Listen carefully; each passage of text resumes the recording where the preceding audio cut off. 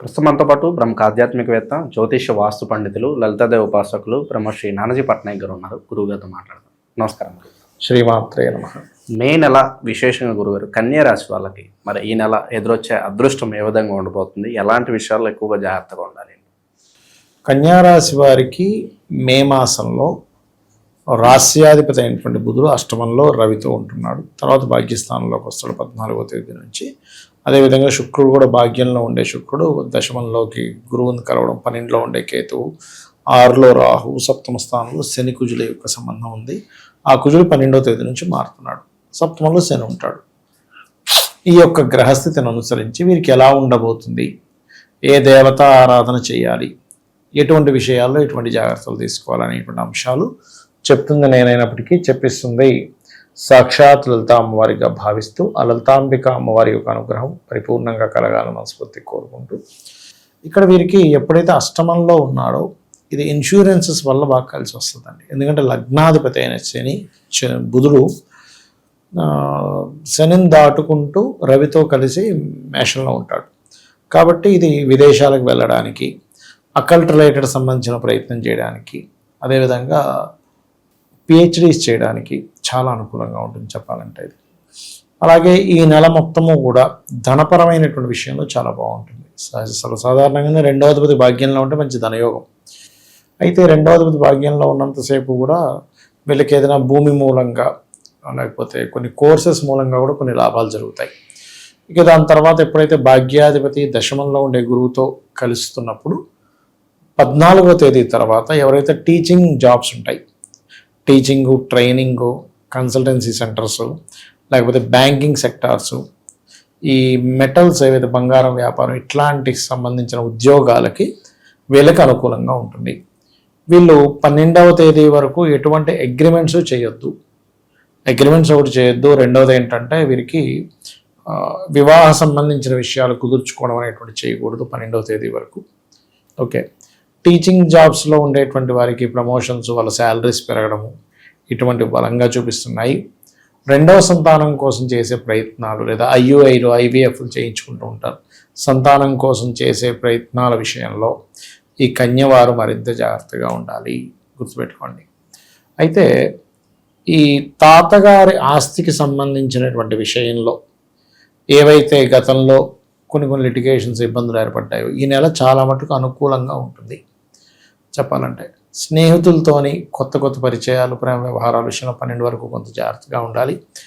Investments చేసేటప్పుడు ఆదివారం, మంగళవారం ఇన్వెస్ట్మెంట్స్ అనేటువంటి పనికిరావు. దేవత సంబంధించినటువంటి కొన్ని అంటే మనకి చూడండి, కొన్ని క్షేత్రాలకు వెళ్ళడం, కొంచెం దేవత అనుగ్రహం కలగడం, కొంతమంది ఉపాసనలు చేస్తూ ఉంటే వారికి కొన్ని ఇవి జరుగుతూ ఉంటాయి, కొన్ని లీలల్లాగా అటువంటివి జరగడం అనేటువంటిది బలంగా చూపిస్తుంది. ఓకే. అలాగే మరొక విషయం ఏంటంటే ఇక్కడ పార్ట్నర్షిప్స్ కూడా 12వ తేదీ వరకు పనికిరావు.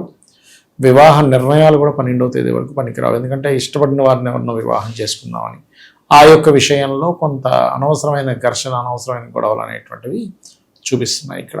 ఓకే, అదొకటి. అండ్ ఇంకోటి ఏంటంటే జీవిత భాగస్వామి యొక్క ఆరోగ్య విషయంలో కూడా జాగ్రత్తగా ఉండాలి చెప్పాలంటే.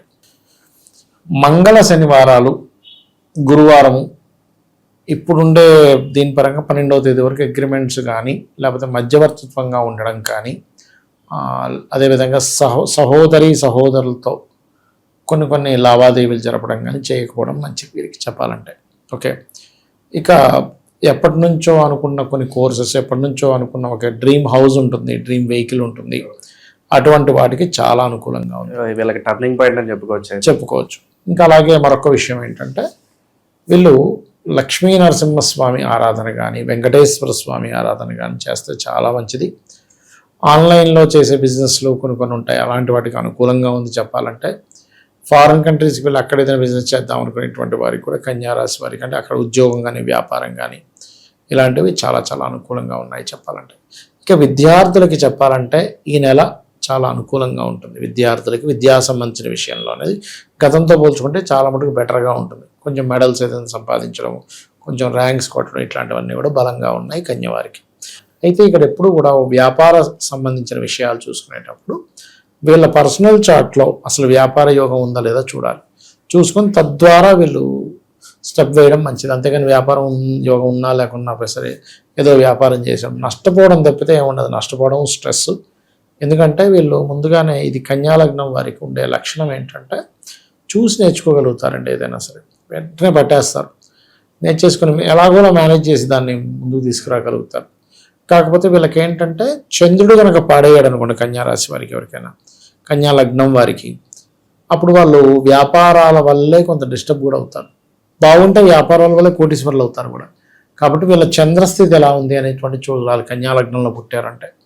కుటుంబ పరంగా ప్రేమ అనురాగాల పరంగా ఎలా ఉంటుంది ప్రస్తుతానికి? కుటుంబ పరంగా ఈ నెల చాలా బాగుంటుంది. కుటుంబము బాగుంటుంది, ఫైనాన్షియల్ గ్రోత్ బాగుంటుంది. కొన్ని అంటే కుటుంబ సభ్యుల్లో గతంలో ఏవో చిన్న చిన్న డిస్ప్యూట్స్ అయినవి ఈ నెల 3-4 వారాల్లో వాళ్ళని కలుసుకోవడం కూడా జరుగుతుంది చెప్పాలంటే. ఏ విషయాల్లో వీళ్ళు ఎక్కువగా అప్రమత్తంగా లేకపోతే నష్టాలు జరిగే ఛాన్సెస్ ఎక్కువగా ఉంటాయి అంటారు? అగ్రిమెంట్స్ రాసుకునే విషయం ఒకటి, జీవిత భాగస్వామిని వ్యాపార భాగస్వామిని ఎంపిక చేసుకునే విషయంలో మొదటి 12 రోజులు జాగ్రత్తగా ఉండకపోతే ఖచ్చితంగా దానివల్ల నష్టాలు వస్తాయి. నిరుద్యోగుల పరిస్థితి ఏంటంటారు? ఉద్యోగం రావడానికి ఎంతకాలం ఉండొచ్చు?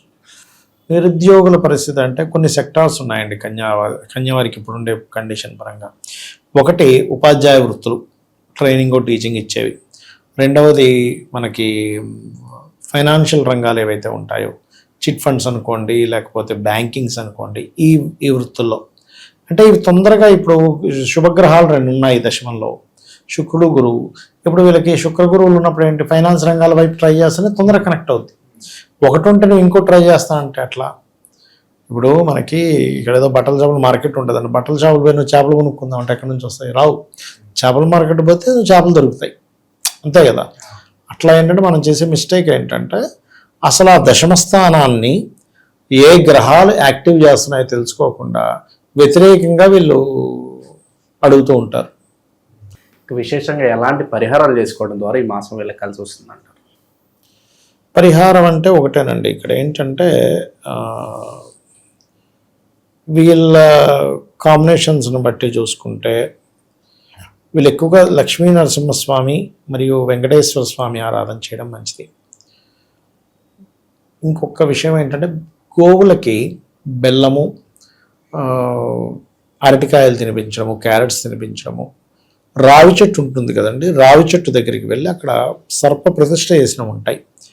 వాటి మీద ఒక చెంబు నీళ్లు తీసుకొని చెంబులో కొంచెం చిటికెడు పసుపు, గంధము, కుంకుమ ఈ 3 కలిపేసి అదే చెంబుని ఇలా పట్టుకొని ఒక 11 ప్రదక్షిణాలు చేసుకొని వేసినట్లయితే వీళ్ళకి ఏంటంటే గోచారంలో 7వ స్థానంలో కొంత ఈ శని కుజుల యొక్క ప్రభావం అనేటువంటి సర్పదోషాన్ని ఇస్తూ ఉంటుంది. ఆ సర్పదోష నివారణ రావి చెట్టు చుట్టూ ప్రదక్షిణాలు చేయడం వల్ల పోతుంది. ఓకే, ఓవరాల్గా కన్యా రాశి వాళ్ళ స్థితిగతులు ఏ విధంగా ఉండబోతున్నాయో మంచి విశ్లేషణ అందించారు. ధన్యవాదాలు. శ్రీమాత్రే నమః.